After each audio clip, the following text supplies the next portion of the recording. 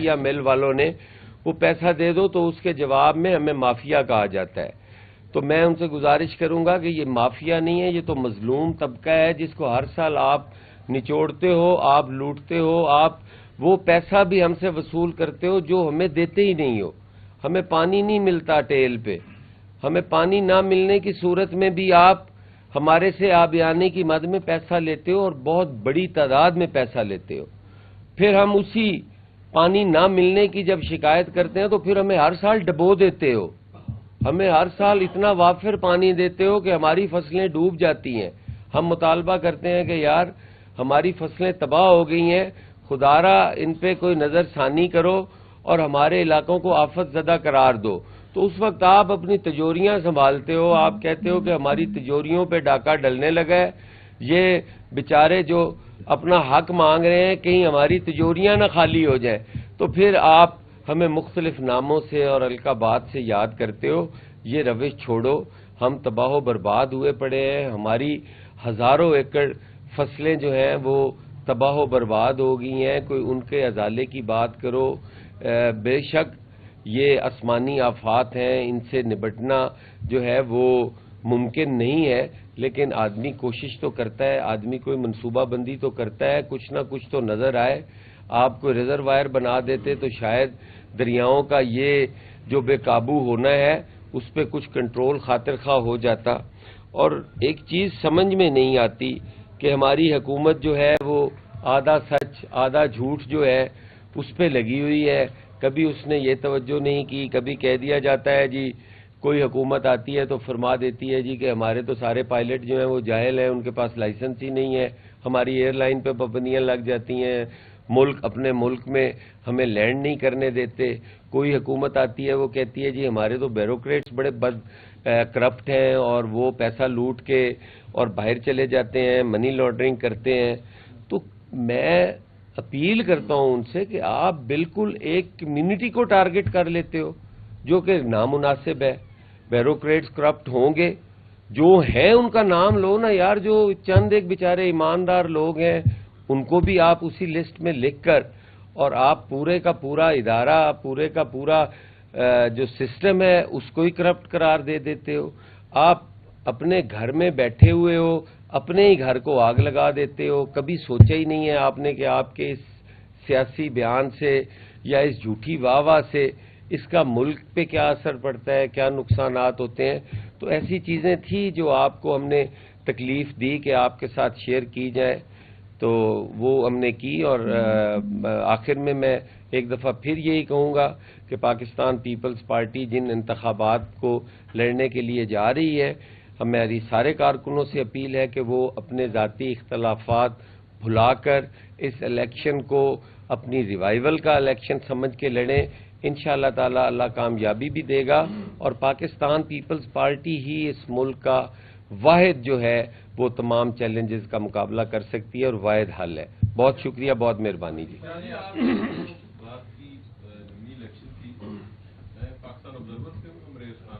جی جو ماضی قریب میں الیکشن لڑا پیپل پارٹی نے سمڑیال سے، اس کا رزلٹ اچھا نہیں رہا. کس بیانیے کے ساتھ آ رہے ہیں نئے ضمنی الیکشن میں؟ بڑے بڑے نام ہیں، آپ کے کون سے کینڈیڈیٹ ہیں اور کس اسٹریٹجی کے ساتھ آ رہے ہیں نئے ضمنی الیکشن میں؟ پارٹی کس طرح آ رہی ہے؟ بہت شکریہ جی، آپ بالکل حق بجانب ہیں یہ کہنے پہ کہ جو سمڑیال کا الیکشن ہوا اس میں رزلٹ کوئی اتنا اچھا نہیں آیا. لیکن آپ جرنلسٹ ہیں، آپ میرے سے زیادہ بہتر سمجھتے ہیں چیزوں کو کہ جس طرح سے ہمارا الیکشن کمیشن ایک متنازع الیکشن کمیشن ہے اور الیکشن کمیشن کا رزلٹ بنانے میں بڑا اہم رول ہوتا ہے. اور وہ پہلے تو لوگ سمجھتے تھے کہ شاید کوئی ووٹ میں آگے پیچھے کرتا ہو، لیکن ایسا نہیں ہے. جب بھی رزلٹ بنتے ہیں تو چیزیں کچھ اس طرح سے ہی کی جاتی ہیں کہ فارم 47 ہی بنانا ہے، اس میں جو تیسرے نمبر پہ آ رہا ہو اس کو کاؤنٹ کریں یا نہ کریں وہ میٹر نہیں کرتا. اب ہمارے پاس کئی ایسے فارم 45 موجود ہیں جن کے اوپر اگر ایک جگہ پہ ہمارے 90 ووٹ ہیں لیکن اس فارم 45 کے اوپر ہمارے 9 ووٹ لکھے ہوئے ہیں.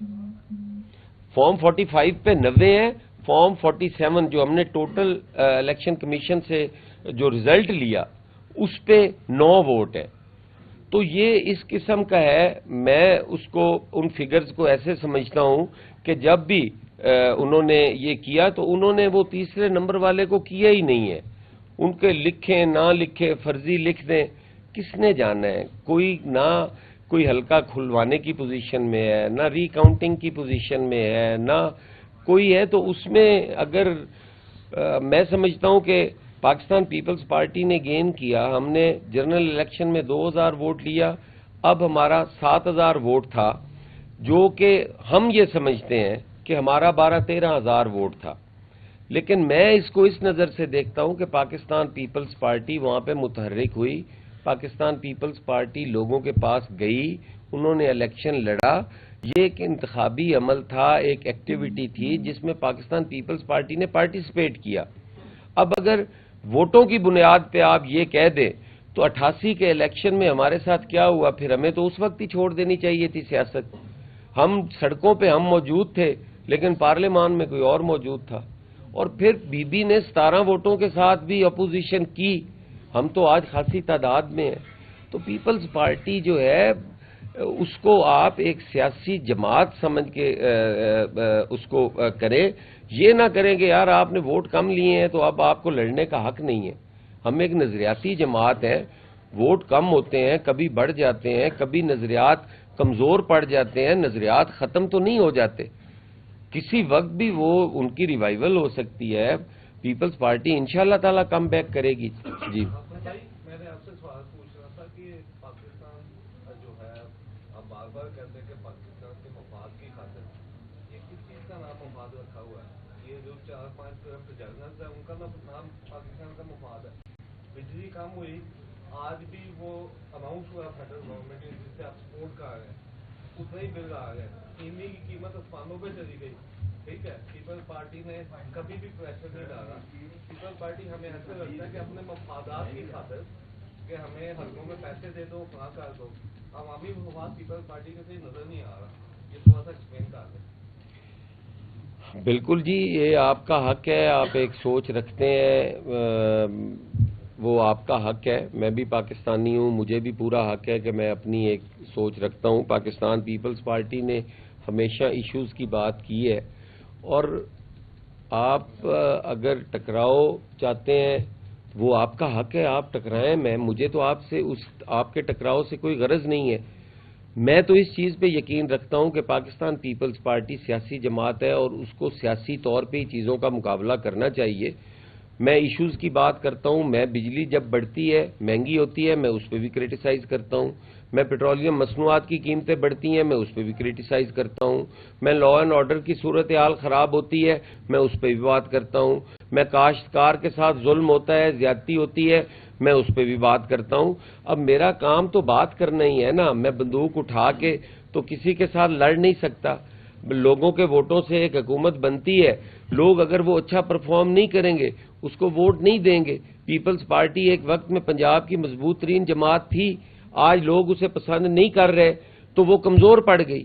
تو یہ تو لوگوں کے پاس اختیار ہے، یہ میرے پاس اختیار تو نہیں ہے. میرے پاس تو بات کرنے کا اختیار ہے. میں وہ بات کرتا ہوں، ایشوز کی بات کرتا ہوں. ہمیشہ ایشو بیسڈ پالیٹکس کرتی ہے پیپلز پارٹی. کیا چیئرمین بلاول بھٹو زرداری ایشوز پہ بات نہیں کرتے؟ کیا چیئرمین بلاول بھٹو نے جنگ کے دنوں میں بات نہیں کی؟ ماں سوائے چیئرمین کے کوئی بندہ بات کر رہا تھا؟ انٹرنیشنل فورم پہ جا کے جو مقدمہ چیئرمین بلاول بھٹو زرداری نے لڑا، کوئی اس طرح سے کسی نے وہ مقدمہ لڑا یا کسی نے پریزنٹ کیا؟